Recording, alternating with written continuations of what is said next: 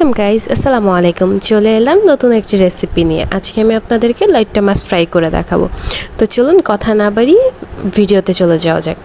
তো প্রথমে আমি লইট্টা মাছটাকে ভালো মতো ক্লিন করে ধুয়ে নিয়েছি। তারপর এখানে হচ্ছে বিভিন্ন ধরনের মশলা অ্যাড করেছি, যেমন জিরে গুঁড়ো, ধনিয়া গুঁড়ো, লবণ, তারপরে হচ্ছে মরিচের গুঁড়া, তারপর একটা ম্যাগি মশলা, তারপর দিয়ে দিয়েছিলাম সয়া সস, লবণ, স্বাদমতো চিনি, তারপরে একটু আদা বাটা, রসুন বাটা, টমেটো সস, তারপরে দিয়ে দিয়েছিলাম একদম সর্বশেষ একটুখানি লেবু। মশলাগুলো দিয়ে তারপরে হচ্ছে মাছটাকে ভালো মতো মেখে নিচ্ছি।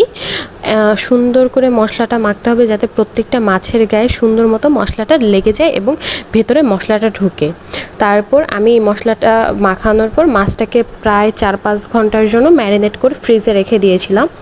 এরপর 4-5 ঘন্টা পর ভাজার আগে আমি যখন বের করেছি তখন এখানে সামান্য পরিমাণ ময়দা বা আটা এবং হচ্ছে সামান্য পরিমাণ চালের গুঁড়া অ্যাড করেছিলাম।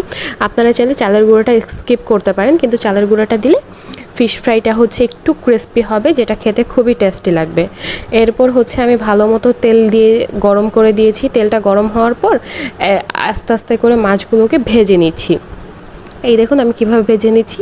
মাছগুলোকে যখন ভাজবেন অবশ্যই চুলার আঁচটাকে একদম লো ফ্লেমে রাখতে হবে, কারণ বেশি ফ্লেমে রাখলে মাছটা উপর থেকে হয়ে যাবে কিন্তু ভেতর থেকে সুন্দর মতো হবে না। সেই জন্য লো ফ্লেমে মাছটাকে ভাজতে হবে। এরপর সুন্দর মতো ক্রিস্পি করে ভেজে আমি হচ্ছে তুলে নিব।